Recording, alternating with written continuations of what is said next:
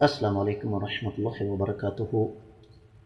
معزز خواتین و حضرات، دین کی محبت کی بنا پر الحمدللہ ثم الحمدللہ لوگ سوالات کرتے رہتے ہیں۔ اللہ تعالیٰ آپ لوگوں کو جزائے خیر عطا فرمائے۔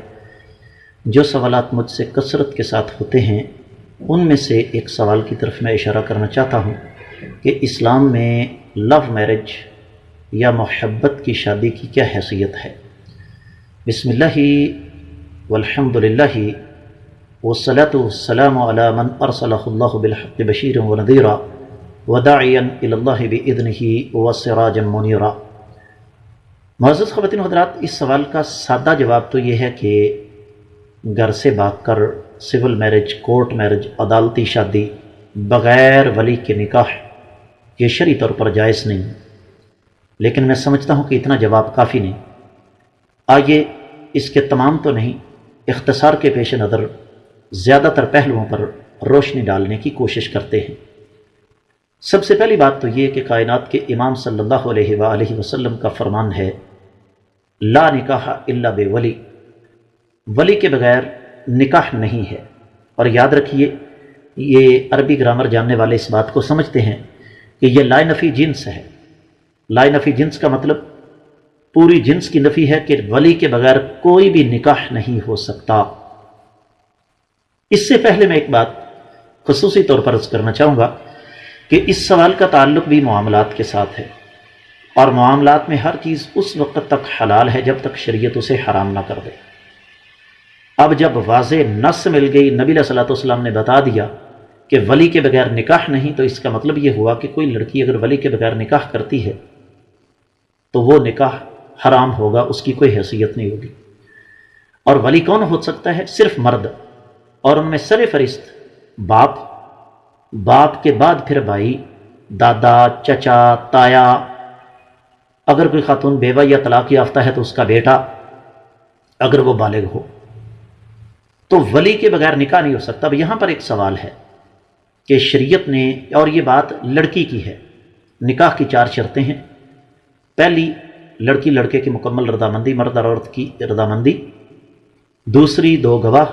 تیسری، حق مہر۔ اور چوتھی شرط، لڑکی کا ولی۔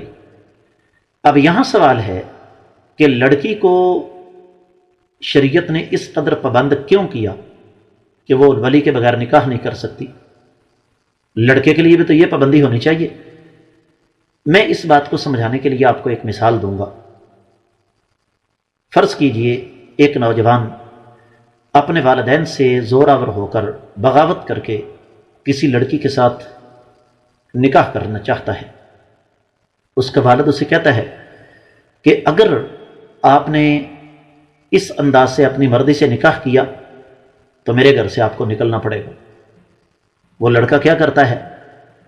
کرائے پر، یا اگر جیب اجازت دیتی ہے تو ذاتی مکان لیتا ہے، نکاح کر کے اپنی بیوی کو وہاں پر رکھتا ہے۔ اور جس طرح کہ میں اور آپ اچھی طرح جانتے ہیں کہ اس قسم کی شادیاں چونکہ ان کی بنیاد مضبوط نہیں ہوتی، جذبات، ہوس، ظاہری نمود و نمائش، اور ان کی بنیاد صرف اور صرف ظاہری حسن ہوتا ہے، تو بہت جلد یہ محبت کے دعوے کرتے ہوئے زمین و آسمان کے قلابے ملانے والے ایک دوسرے کی شکل سے بھی نفرت کرنا شروع کر دیتے ہیں۔ اس پر میں بعد میں بات کرتا ہوں۔ پوری دنیا میں لو میرج کی کامیابی کا تناسب 1% سے بھی کم ہے۔ اس کی وجہ کس کی بنیاد ہی کوئی نہیں۔ اب ہوا یہ کہ لڑکے نے لڑکی کو طلاق دے دی، لڑکی تو اپنے گھر چلے گی، لڑکا تو اپنے گھر کھڑا ہے۔ لیکن اس کے برعکس ایک لڑکی اگر اپنے والدین سے بغاوت کر کے اپنے ولی کے بغیر نکاح کر لیتی ہے، اور والد کہتا ہے کہ ٹھیک ہے تم اس لڑکے سے نکاح کر لو، میرے گھر کے سارے دروازے تمہارے لیے بند ہیں، اس نے نکاح کر لیا، بھاگ کر گھر سے شادی کر لی، عدالتی شادی کر لی، سول میرج، کورٹ میرج کر لی، آپس کا جھگڑا ہوا، لڑکے نے طلاق دے دی، لڑکی کہاں جائے گی؟ والدین کے گھر میں تو آ نہیں سکتی، کیونکہ جو اصلی اور نسلی والدین ہوں گے وہ اسے کسی قیمت پر قبول نہیں کریں گے۔ اب وہ وہاں جائے گی جس کا تذکرہ بھی یہاں قابل نفرت ہے، میں اپنی زبان سے اس کا ذکر نہیں کرنا چاہتا۔ تیسری بات جو میں یہاں سمجھانا چاہتا ہوں وہ یہ کہ یہ شادی ہوتی ہے نادانی کی۔ جب شادی ہو جائے بعد میں حقائق سامنے آتے ہیں نا تو بڑا کام خراب ہوتا ہے۔ جب ولی کو ساتھ لے کر شادی کی جائے گی تو ولی چونکہ مرد ہوگا، اور مرد اچھی طرح اس لڑکے کا، اس کے خاندان کا، خاندان کے پس منظر کا، گھر کے ماحول کا، ہر چیز کا جائزہ لے گا اور لینا چاہیے۔ رہا یہ مسئلہ جی آج کے دور میں تو ایسا نہیں ہوتا، یہ ہماری انسانی غلطی ہے نا، اس میں شریعت کا تو کوئی قصور نہیں۔ لیکن اگر ان تمام چیزوں کو نظر انداز کر کے شادی کر لی تو شادی کے بعد کیا ہوتا ہے؟ پتہ یہ چلا کہ یہ لڑکا بنیادی طور پر بے روزگار ہے، اپنے والدین کے سر پر تھا، والدین نے گھر سے نکال دیا ہے، اب اس کے پاس کچھ بھی نہیں، بیوی کو مجبور کرتا ہے کمانے پر، اور پھر یہ نشہ بھی کرتا ہے، اور پھر یہ جوا بھی کھیلتا ہے۔ اس کے خلاف تو 3-4 مقدمات بھی قائم ہیں، یہ تو 2 سال جیل میں رہ کر آیا ہے۔ اور پھر اسے ایک اور بہت بری عادت ہے، اور وہ یہ کہ یہ رات بھر جاگتا رہتا ہے، بیوی کو مارتا بھی ہے۔ دوسری طرف لڑکے نے لڑکی کے ظاہری حسن سے متاثر ہو کر نکاح تو کر لیا، عدالت میں شادی تو کر لی، پتہ چلا کہ میں تو روشنی میں سو نہیں سکتا اور یہ اندھیرے میں چیخیں مارتی ہے، میں نے کبھی آج تک گھر سے باہر کا کھانا نہیں کھایا، اس کو چائے بنانا بھی نہیں آتی، اور کپڑے دھونا اس کے لیے موت ہے۔ نتیجہ کیا نکلتا ہے پھر؟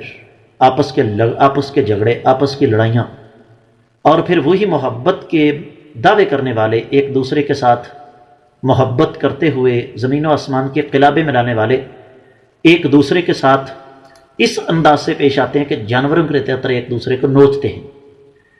چوتھی چیز، یہ شادی محبت کی شادی نہیں ہوتی، یہ شادی ہوس کی شادی ہوتی ہے۔ ظاہری حسن کی چکا چوند سے متاثر ہو جانا، لڑکی نے لڑکے کی دولت دیکھی، اس کی مردانہ وجاہت دیکھی، اور اس کا رہن سہن دیکھا، ظاہری طور پر اس سے متاثر ہو گئی، جبکہ گھر ان چیزوں کی بنیاد پر نہیں چلتے۔ سب سے بنیادی چیز ہوتی ہے اللہ تعالیٰ کا ڈر اور تقوی، اور جس لڑکے کے دل میں اللہ تعالیٰ کا ڈر وہ ایسا قدم کبھی بھی نہیں اٹھائے گا۔ تو یہ ہوس کی بنیاد پر ہونے والی شادیاں ہیں جس کا نتیجہ تباہی اور بربادی ہے۔ اس کا 5واں پہلو معزز خواتین میں آپ کو بتا دوں کہ اگر یہ لو میرج جسے آپ کہتے ہیں، ہوتا یہ ہے کہ دونوں ہی ایک دوسرے پر اپنے اپنے دل میں احسان جتلا رہے ہوتے ہیں۔ لڑکی کے دل میں یہ بات ہوتی ہے کہ مجھے رشتوں کی کمی نہیں تھی، میں نے اس کی محبت کے ہاتھوں مجبور ہو کر اس کے ساتھ شادی کی، اس پر احسان کیا ہے، اور یہی بات مرد بھی سوچتا ہے۔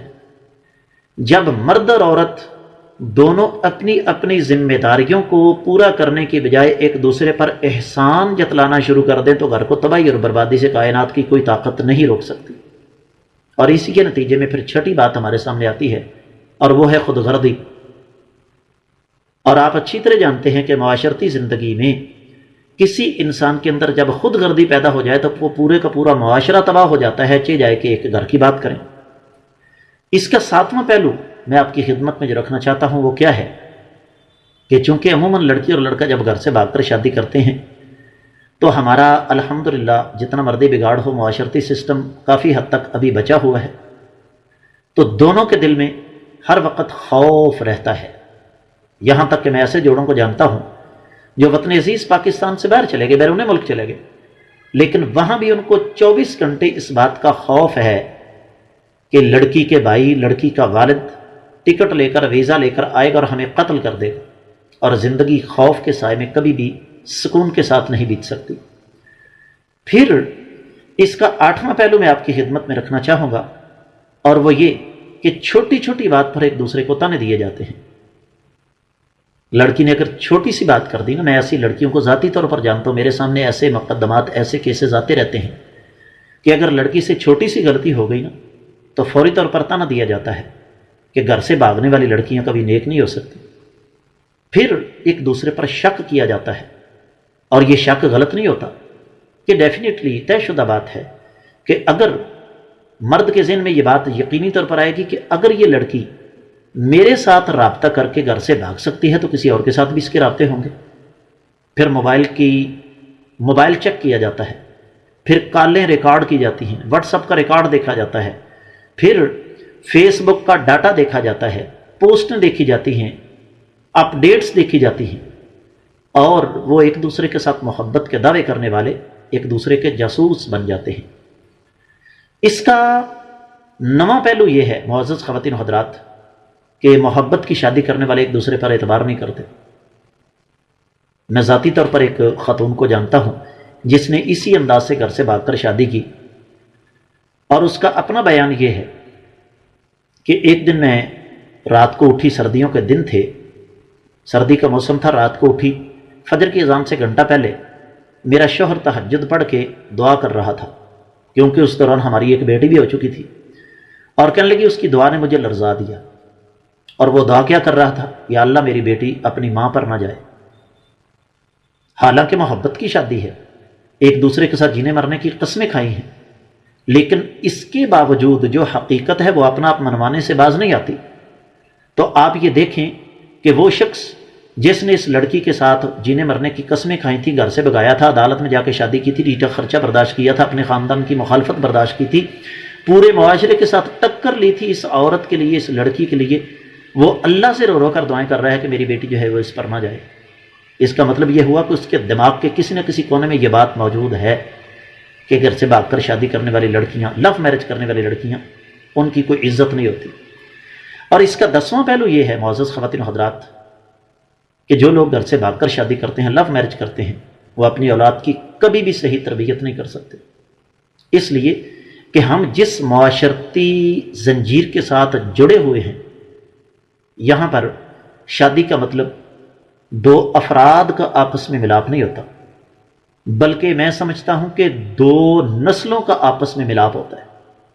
شادی کے ساتھ ہی لڑکی اور لڑکے کے بھائی، بہنیں، والدین، تایا، چچا، خالو، ماموں، پھوپھا، ان کی اولادیں، یہ سارے کے سارے ان کے ساتھ جڑ جاتے ہیں، اور یہ طے شدہ بات ہے کہ ہر کوئی آپ کا دشمن بھی نہیں ہوتا، ہر کوئی آپ کا خیر خواہ بھی نہیں ہوتا۔